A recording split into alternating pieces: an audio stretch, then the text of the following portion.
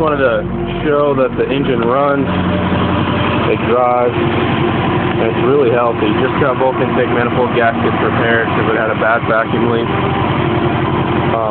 And just last night started to rod knock at low RPM, so you can hear it right here.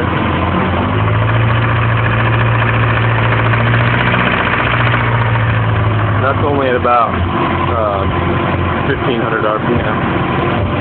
And I'm just going to part out the engine. So here's the proof that it's healthy. It drives strong, so